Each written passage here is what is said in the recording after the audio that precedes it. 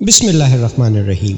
السلام علیکم ناظرین، شام کی چائے کی آج کی نشست میں ہم آپ کے لیے جناب اسلم راہی ایم اے صاحب کی لکھی ہوئی کتاب سلطان عماد الدین زنگی کی قسط نمبر 5 کے ساتھ حاضر ہوئے ہیں۔ آئیے شروع کرتے ہیں۔ عماد الدین زنگی نے 524 ہجری میں صلیبیوں سے اسارب شہر واپس لیا تھا، پھر وہ حارم پر حملہ آور ہوا تھا۔ اس کے بعد وہ لگاتار لگ بھگ 10 سال تک عالم اسلام کی خانہ جنگی میں پھنسا رہا اور اسے صلیبیوں کے خلاف کوئی قدم اٹھانے کا موقع ہی نہ ملا۔ اس طرح 524 ہجری سے لے کر 534 ہجری تک عماد الدین زنگی جب عالم اسلام کی خانہ جنگیوں میں پھنسا رہا تو ان خانہ جنگیوں نے عالم اسلام کی طاقت اور قوت کو کمزور کر کے رکھ دیا اور یورپ کے نصرانیوں نے عالم اسلام کی اس کمزوری سے پھر فائدہ اٹھانے کا ارادہ کر لیا۔ گو مسلمانوں کی خانہ جنگی اب ختم ہو چکی تھی اور عماد الدین زنگی پھر سے اپنے لشکر کو استوار کر رہا تھا۔ جنگی تیاریوں میں مصروف تھا، چونکہ وہ دشمن پر بھرپور ضرب لگاتے ہوئے ان سے مسلمانوں کے علاقے واپس لینا چاہتا تھا۔ جن دنوں عماد الدین زنگی خانہ جنگی میں الجھا ہوا تھا، یورپ والوں نے پھر مسلمانوں کے خلاف صلیبی جنگیں شروع کرنے کا اعلان کر دیا۔ اس کے لیے ان کے پاس 2 وجوہات تھیں۔ پہلی یہ کہ عماد الدین زنگی نے ان کے 2 شہروں اسارب اور حارم پر حملہ کیا تھا اور یہ ان کے مضبوط گڑھ تھے۔ عماد الدین زنگی کے حملہ کا انہیں بڑا دکھ اور غم تھا۔ صلیبی جنگی کی ابتدا کرنے کی دوسری وجہ یہ تھی کہ یورپ والے سمجھنے لگے تھے کہ مسلمان آپس کی خانہ جنگی میں الجھے ہوئے ہیں۔ ایک حکمران دوسرے حکمران کے علاقے پر حملہ آور ہو کر اس کے علاقے کو حاصل کرنے کے درپے ہے۔ بغداد کی خلافت کمزور ہو چکی ہے، لہٰذا اس موقع پر اگر مسلمانوں پر حملہ آور ہوا جائے تو ان سے کئی علاقے چھینے جا سکتے ہیں۔ ان حالات کو سامنے رکھتے ہوئے قیصر روم اور فرانس کے بادشاہ نے ارادہ کیا کہ وہ نفس نفیس اپنے لشکریوں کے ساتھ مسلمانوں کے علاقوں پر حملہ آور ہوں گے اور صلیبی جنگوں کی ابتدا کریں گے۔ قیصر روم اور فرانس کا بادشاہ اپنے لشکر کو لے کر مسلمانوں کے علاقوں پر حملہ آور ہوئے۔ سب سے پہلے ان کے سامنے مسلمانوں کا شہر بزا آیا۔ بزا پر وہ حملہ آور ہوئے۔ وہاں مسلمانوں کا کوئی ایسا لشکر نہیں تھا جو ان دونوں بادشاہوں کے لشکر کا مقابلہ کرتا، لہٰذا بزا کو یورپ کے ان دونوں حکمرانوں نے فتح کر لیا۔ شہر کے اندر جس قدر مرد تھے انہیں موت کے گھاٹ اتار دیا گیا اور شہر کی عورتوں اور بچوں کو پکڑ کر غلام بنا کر اپنے ہمراہ لے گئے۔ یورپ کے ان صلیبیوں نے جب مسلمانوں کے شہر بزا کو فتح کیا تو ان کے حوصلے بڑھ گئے اور وہ یہ خیال کرنے لگے کہ مسلمان اپنی خانہ جنگی کی وجہ سے واقعتاً کمزور ہو چکے ہیں اور انہیں شکست دینا اور ان کے علاقوں پر قبضہ کرنا کوئی اتنا بڑا اور مشکل کام نہیں ہے۔ ان حالات کے تحت بزا شہر کو فتح کرنے اور اس پر قبضہ کرنے کے بعد یورپ کے اس لشکر نے پھر پیش قدمی کی اور 17 شعبان 534 ہجری کو انہوں نے آگے بڑھ کر مسلمانوں کے ایک اور شہر کا محاصرہ کر لیا۔ اس شہر کا نام شزر تھا۔ شزر شہر کا والی اس وقت ایک شخص ابو اساکر تھا۔ انتہائی جوان مرد، دلیر، جنگجو تھا، دین سے محبت کا جذبہ بھی رکھتا تھا۔ اس نے تہیہ کر لیا کہ یورپ کے صلیبیوں نے مسلمانوں کے شہر بزا پر قبضہ تو کر لیا ہے لیکن وہ انہیں شزر پر قبضہ کرنے نہیں دے گا۔ جس وقت بزا کے فتح کرنے پر یورپ کا لشکر شزر کی طرف بڑھا، اس نے ایک تیز رفتار قاصد عماد الدین زنگی کی طرف روانہ کیا اور یورپ کے صلیبیوں کے خلاف اس سے مدد طلب کی۔ شزر کے حاکم ابو اساکر کو اس بات کا بھی بے حد صدمہ تھا کہ اہل یورپ نے اچانک حملہ آور ہو کر مسلمانوں کے شہر بزا پر قبضہ کر لیا ہے۔ مشہور سفر نامہ نگار ابن جبیر لکھتا ہے کہ بزا ایک بہت بڑی منڈی تھی۔ اس کا قلعہ انتہائی مضبوط تھا، یہاں پانی کی بڑی فراوانی تھی اور گرد و نواح میں بے شمار باغ تھے۔ جن زمینوں پہ یہ قلعہ اور شہر واقع تھا اسے وادی بطنان کہتے تھے۔ یہاں ایک خاص قسم کا سوتی کپڑا بنتا تھا جو مصر اور دمشق کو فروخت کرنے کے لیے بھیجا جاتا تھا اور اس کپڑے کا نام کربس تھا۔ مشہور مورخ ابو الفضل لکھتا ہے کہ بزا کے مقام پر عقیل ابن ابو طالب کی قبر بھی تھی۔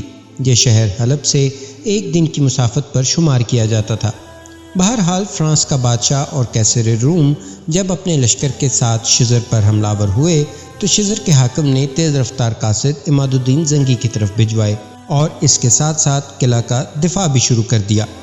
جو ہی صلیبی شزر پر حملہ آور ہونے کی کوشش کرتے وہ شہر کی فصیل کے اوپر سے ان پر تیروں کی بوچھاڑ کرتا، کھولتا ہوا پانی ان پر ڈالتا اور دہکتے ہوئے انگارے ان پر پھینکتا۔ شزر میں جس قدر غیر مسلح مسلمان عورتیں اور مرد تھے وہ بھی فصیل کے اوپر چڑھ گئے۔ کوئی پانی ابال رہا تھا، کوئی آگ کے انگارے تیار کر رہا تھا۔ اس طرح انہوں نے مل جل کر شزر شہر کا دفاع کرنا شروع کر دیا تھا۔ ادھر تیز رفتار قاصد عماد الدین زنگی کے پاس پہنچے۔ عماد الدین زنگی انہی دنوں نیا عالم اسلام کی خانہ جنگی سے فارغ ہوا تھا اور اپنے لشکر کی تیاریوں میں لگا ہوا تھا۔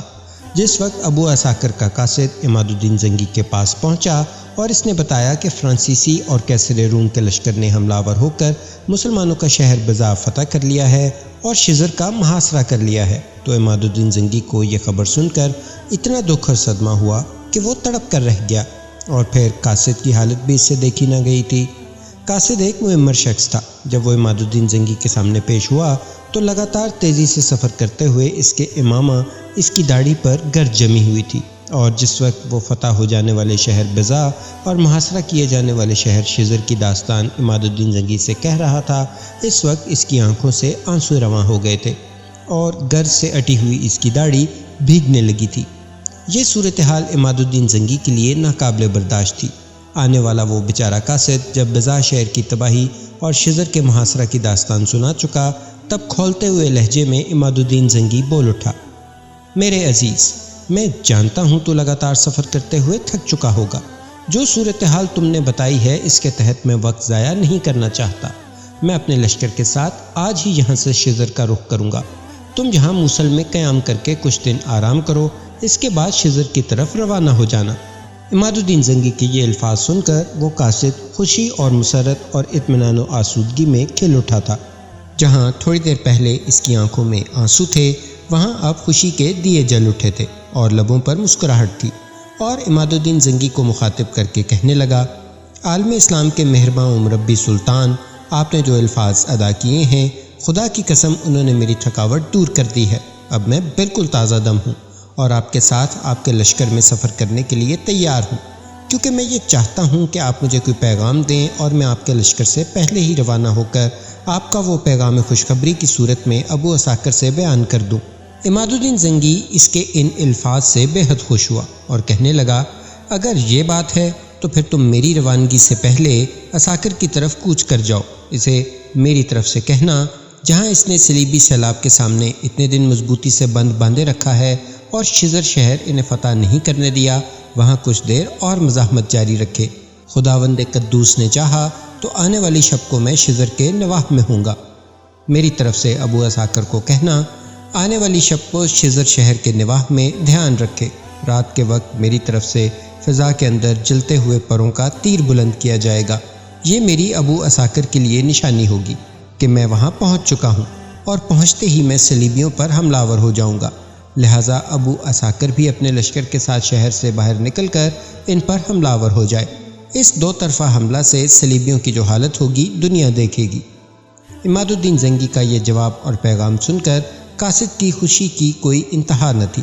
وہ اسی وقت موصل سے شزر کی طرف روانہ ہو گیا، اور جو الفاظ عماد الدین زنگی نے کہے تھے وہ اس نے جا کر ابو عساکر سے کہہ دیے تھے۔ عماد الدین زنگی کی طرف سے پیام ملنے کے بعد ابن عساکر اور اس کے لشکریوں کے حوصلے اور ولولے مزید مضبوط اور مستحکم اور جوان ہو گئے تھے، اور انہوں نے پہلے کی نسبت زیادہ تیزی کے ساتھ حملے شروع کر دیے تھے۔ وہ رات بڑی تاریک اور ہولناک تھی۔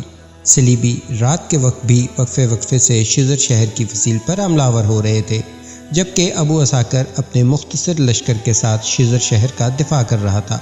شزر مسلمانوں کا ایک مشہور شہر اور قلعہ تھا، اور یہ دریائے آسی کے کنارے واقع تھا۔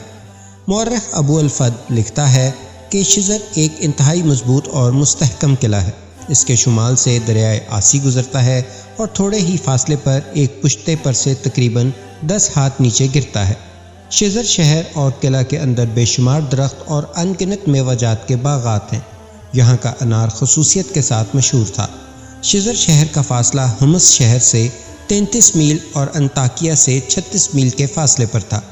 اس کی شہر پناہ یعنی فصیل دھوپ سے پکی اینٹوں سے بنی ہوئی تھی، اور اس میں 3 دروازے تھے۔ ابو عساکر کو اب بڑی بے چینی سے عماد الدین زنگی کا انتظار تھا۔ جہاں وہ خود فصیل پر موجود رہتے ہوئے صلیبیوں کے حملوں کی روک تھام کر رہا تھا، وہاں اس کی نگاہیں شزر شہر کے نواح پر بھی جمی ہوئی تھی، اس لیے کہ اسے فضا میں بلند ہونے والے تیر کا انتظار تھا۔ جو عماد الدین زنگی کی آمد کی نشانی تھی۔ اسے زیادہ دیر مایوسی کا شکار نہ ہونا پڑا۔ اچانک وہ خوشی سے اچھل پڑا، اس لیے کہ اس کے سامنے جلتے ہوئے پروں کا تیر فضا میں بلند ہوا تھا، جس کا مطلب تھا کہ عماد الدین زنگی اپنے لشکر کے ساتھ پہنچ چکا ہے۔ پھر جو کمال کی بات تھی وہ یہ تھی کہ جو ہی جلتے پروں کا تیر فضا میں بلند ہوا، اس کے ساتھ ہی زمین کا سینہ چیر دینے والے اور فضاؤں کے جگر میں شگاف کر دینے والے انداز میں رات کی گہری تاریکی میں اللہ اکبر کی صدائیں بلند ہوئیں۔ یہ صدائیں عماد الدین زنگی کے لشکر میں بلند ہوئی تھیں، اور اس کے ساتھ تکبیریں بلند کرتا ہوا عماد الدین زنگی صلیبیوں کے لشکر پر حملہ آور ہو گیا تھا۔ جب عماد الدین زنگی دشمن پر حملہ آور ہوا تو ابو عساکر طوفانی انداز میں بھاگتے ہوئے فصیل سے نیچے اترا۔ عماد الدین زنگی کی آمد سے پہلے ہی اس نے اپنے لشکر کے 2 حصے کر رکھے تھے۔ ایک حصہ کی اس نے ڈیوٹی لگائی تھی کہ اگر فصیل پر چڑھنے کی کوئی کوشش کرے تو دفاع کیا جا سکے، جبکہ لشکر کے دوسرے حصے کے ساتھ وہ شہر پناہ کے دروازے سے نکلا اور صلیبیوں کے ایک پہلو پر حملہ آور ہو گیا۔ عماد الدین نے صلیبیوں پر حملہ آور ہوتے ہی بڑی تیزی سے ان کا قتل عام کرتے ہوئے ان کے لشکر کی تعداد کم کرنا شروع کر دی تھی۔ حملہ آور فرانسیسی اور رومن یہ امید بھی نہیں کر سکتے تھے کہ رات کی گہری تاریکی میں اچانک مسلمانوں کا کوئی لشکر ان پر حملہ آور ہوگا اور ان کی کامیابی پر پانی پھیرتا ہوا اسے شکست سے دوچار کرنے کی کوشش کرے گا۔ قسطنطنیہ سے آنے والا کیسر روم کا لشکر اور فرانس سے آنے والے لشکری بزا شہر فتح کرنے کے بعد یہ امید لگائے بیٹھے تھے کہ اب ان کے سامنے مسلمانوں کا کوئی شہر بھی محفوظ نہیں رہے گا۔ وہ اس لیے کہ مسلمانوں کے اکثر حکمران آپس کی خانہ جنگی میں مصروف رہے ہیں اور انہیں اتنی فرصت ہی نہ ملے گی کہ ان کے حملوں کو روکیں۔ لیکن جب رات کے وقت اچانک عماد الدین زنگی بند توڑنے والے سیلاب کی طرح ان پر ٹوٹ پڑا، تب ان کے اوسان خطا ہو گئے، اور انہوں نے جو مسلمانوں کے اندر دور تک حملہ آور ہونے کا منصوبہ بنایا تھا وہ منصوبہ انہیں خاک میں ملتا ہوا صاف دکھائی دے رہا تھا۔ رات کی تاریکی میں ایک طرف سے عماد الدین، دوسری طرف سے ابو عساکر نے صلیبیوں کا خوب قتل عام کیا، انہیں بدترین شکست دی۔ اس طرح عماد الدین زنگی اور ابو عساکر کے ہاتھوں شکست اٹھانے کے بعد صلیبی لشکر اپنی جانیں بچاتا ہوا جس طرف سے آیا تھا ادھر ہی بھاگ گیا۔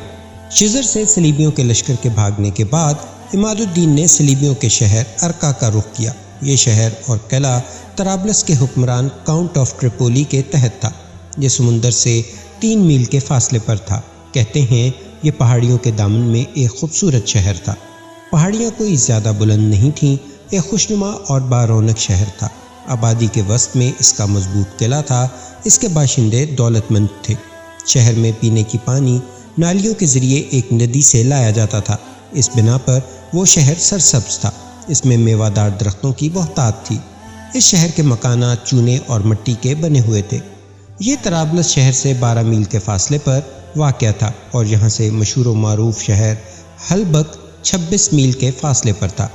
اس شہر کا ذکر تورات میں بھی آتا ہے۔ مسلمان اسے ارکا کہتے ہیں، جبکہ صلیبی اسے آرکیڈوس کے نام سے یاد کیا کرتے تھے۔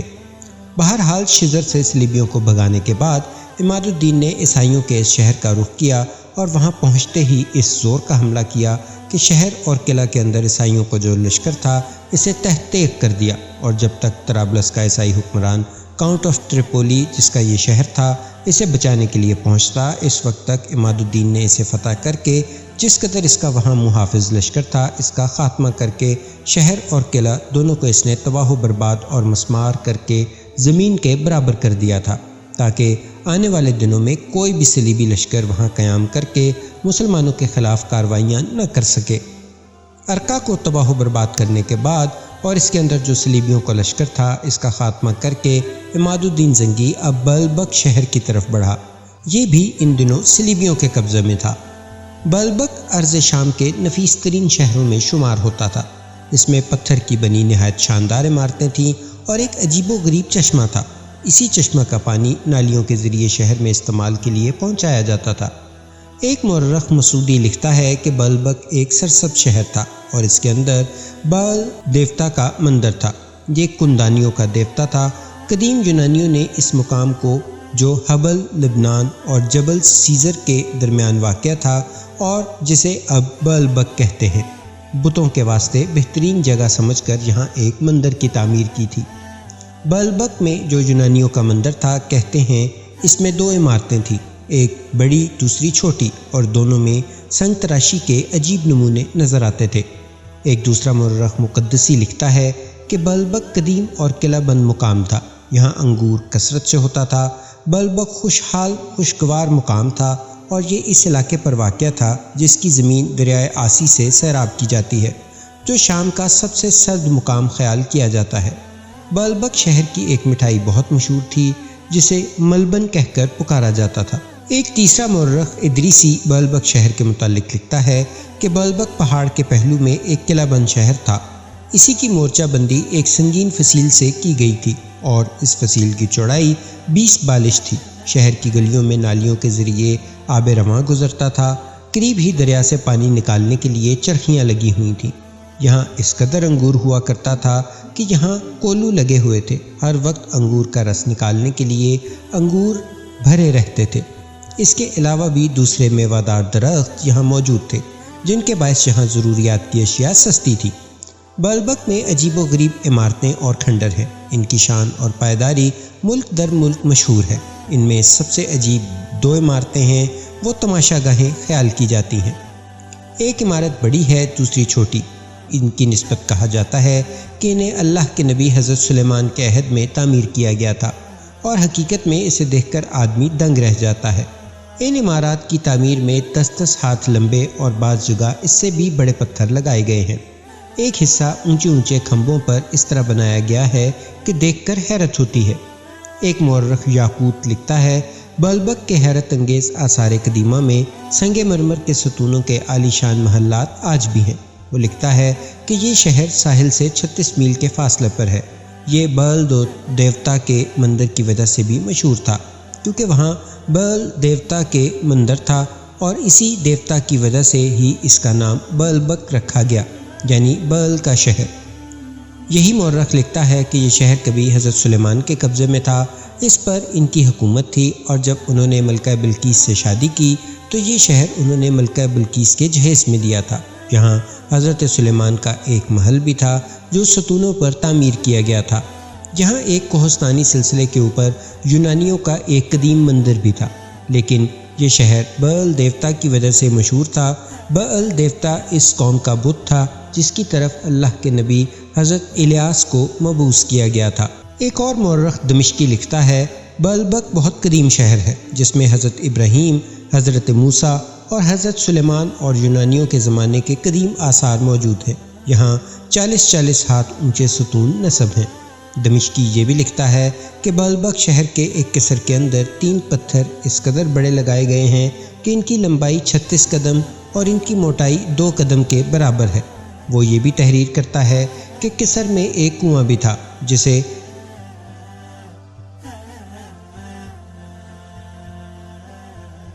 आबेर रहमत कहकर पुकारते थे। लोगों का ख्याल था कि अमन के ज़माने में इसके अंदर कभी पानी नहीं होता था, लेकिन जब कभी बलबक शहर में जंग होती या बलबक शहर का कोई मुहासरा करता और मुसीबत और खौफ का वक्त आता तो ये कुआं पानी से भर जाता था, और जब अमन और सुलह होती तो लोगों को काफ़ी पानी देता रहता था। अमन मुकम्मल होते ही फिर गायब हो जाता था। एक दूसरा मौरख अबुल फद इस शहर के मुतालिक लिखता है, बलबक पहाड़ी पर वाक़या है और कदीम शहर है। इसकी फसीलें इंतहाई मजबूत और मुस्तहकम हैं। इसमें साफ़ नहरें, चश्मे और अच्छी अच्छी चीज़ें मौजूद हैं। मशहूर सयाह इब्न बतूता भी बलबक में दाखिल हुआ। वो इसकी निस्बत लिखता है कि ये एक खुशनुमा शहर है। यह बागात और ख़याबानों से घिरा हुआ है कि दमिश्क का मुकाबला करता है। यहाँ ख़ास किस्म का मुरब्बा तैयार किया जाता था। वो इस तरह के अंगूर का रस निकाल कर इसमें एक सफ़ूफ मिलाकर इसे गाढ़ा कर लेते थे। इन दोनों चीज़ों को ख़ास तरीके से तैयार करके वो शीरा तैयार कर लेते थे और इसके बाद इसमें पिस्ता बादाम मिलाकर एक किस्म की शीरीनी या हलवा बना लेते थे। इसका नाम उन्होंने मलबन रखा हुआ था। बहरहाल अरका शहर को तबाह बर्बाद और मस्मार करने के बाद इमादुद्दीन जंगी ने वक्त ज़ाया नहीं किया और बड़ी तेज़ रफ्तारी के साथ इसने अपने लश्कर के साथ नसरानियों के शहर बलबक का रुख किया। बलबक शहर के अंदर इस वक्त नसरानियों का एक बहुत बड़ा लश्कर था। इसकी तादाद इस लश्कर से भी ज़्यादा थी जो इमादुद्दीन जंगी लेकर बलबक पर हमलावर हुआ था, लेकिन दुश्मन की कसरत तादाद को नज़रअंदाज करते हुए इमादुद्दीन जंगी अल्लाह का नाम लेकर शहर के करीब आते ही न इसने खुद आराम किया اور نہ اپنے لشکریوں کو سستانے کا موقع دیا، بلکہ شہر کی مضبوط اور مستحکم فصیل کے قریب آ کر اس نے شہر پر حملہ آور ہونے کا حکم دے دیا۔ یہ حکم ملنا تھا کہ اس کے مجاہد اس کے سرفروش بجلی کے کونوں کی طرح حرکت میں آئے۔ گو اس شہر کی فصیل کے اوپر ایک بہت بڑا لشکر تھا جس نے تیر اندازی کرتے ہوئے مسلمانوں کو روکنا چاہا تھا اور کوشش کی تھی کہ مسلمان فصیل پر نہ چڑھ سکیں، لیکن مسلمانوں نے عجیب و غریب طریقہ استعمال کیا۔ انہوں نے اپنے سروں پر ڈھالیں باندھ لیں اور بڑی تیزی سے وہ فصیل پر چڑھ گئے۔ ان کے اس طرح فصیل کے اوپر چڑھنے سے فصیل کے اوپر نصرانیوں کا جو لشکر تھا وہ نہ صرف حیرت زدہ ہوا بلکہ خوف کا شکار بھی ہو گیا۔ مسلمان بڑی تیزی سے فصیل پر چڑھنا شروع ہوئے۔ فصیل کے اوپر جو نصرانیوں کے حفاظتی دستے تھے ان کے ساتھ ٹکراؤ ہوا اور انہیں بڑی تیزی سے مسلمانوں نے ختم کرنا شروع کر دیا، حتیٰ کہ عماد الدین کے کافی لشکری فصیل پر چڑھ گئے۔ جس حصہ پر وہ چڑھے تھے وہاں نصرانیوں کا جو لشکر تھا اس کا مکمل طور پر خاتمہ کرنے کے بعد عماد الدین کے لشکریوں نے شہر کے اندر داخل ہو کر بڑی جانثاری، بڑی دلیری اور جرأت کا مظاہرہ کرتے ہوئے بلبک شہر کا ایک دروازہ کھول دیا۔ شہر کا دروازہ کھلنا تھا کہ ایک انقلاب برپا ہو گیا۔ عماد الدین اپنے لشکر کے ساتھ شہر میں داخل ہوا۔ جس وقت وہ شہر میں داخل ہوا اس وقت بھی شہر کے اندر اس کے لشکر سے زیادہ شہر کے محافظ موجود تھے، لیکن عماد الدین زنگی نے ان کی پرواہ نہیں کی اور ان پر حملہ آور ہو گیا۔ اس طرح بلبک شہر کے اندر گھمسان کا رن پڑا۔ کچھ دیر تک ہولناک جنگ جاری رہی، جس کے نتیجے میں عماد الدین زنگی نے بلبک شہر کے اندر دشمن کا جس قدر لشکر تھا اسے کاٹ کر رکھ دیا اور بلبک شہر پر اس نے قبضہ کر لیا۔ یہ عماد الدین زنگی کی ایک بہت بڑی اور شاندار فتح تھی۔ بلبک شہر کو فتح کرنے کے بعد چند یوم وہاں قیام کر کے اس کے نظم و نسق کو درست کیا، شہر کی حفاظت کا سامان کیا۔ پھر اس نے بہت بڑا فیصلہ کیا اور وہ یہ کہ اس نے صلاح الدین کے باپ نجم الدین ایوب کو وہاں کا حاکم مقرر کر دیا۔ اس طرح عماد الدین زنگی نے اس احسان کا خوب بدلہ چکایا جو نجم الدین نے اس وقت عماد الدین زنگی پر کیا تھا جب عماد الدین زنگی اپنے لشکر کے ساتھ بغداد کی طرف سے پسپا ہو کر موصل کی طرف بھاگا تھا۔ وہ تکریت کے پاس آیا۔ دریا عبور کرنے کے لیے اسے کشتیوں کی ضرورت تھی، جبکہ اس کے دشمن بڑی تیزی سے اس کا تعاقب کر رہے تھے۔ یہ نجم الدین ایوب ہی تھا جس نے عماد الدین زنگی کو کشتیاں مہیا کی۔ ان کشتیوں سے پل بنا کر عماد الدین زنگی اپنے لشکر کے ساتھ دریا کو عبور کر کے بحفاظت موصل پہنچنے میں کامیاب ہو گیا تھا۔ بعد میں حالات کی ستم ظریفی کی وجہ سے جب نجم الدین ایوب کو تکریت شہر کی عمارت اور حاکمیت سے محروم کر دیا گیا تھا، تب بھی وہ اپنے اہل خانہ کو لے کر عماد الدین زنگی کے پاس موصل چلا گیا تھا، اور اب اسی احسان کا بدلہ چکاتے ہوئے عماد الدین زنگی نے صلاح الدین کے باپ نجم الدین ایوب کو بلبک کا حاکم مقرر کر دیا تھا۔ ناظرین، یہ تھی آج کی قسط۔ امید ہے آپ کو پسند آئی ہوگی۔ سلطان عماد الدین زنگی کی سرگزشت جاری ہے۔ انشاءاللہ ملتے ہیں اگلی قسط کے ساتھ۔ اپنا بہت سا خیال رکھیے۔ اللہ نگہبان۔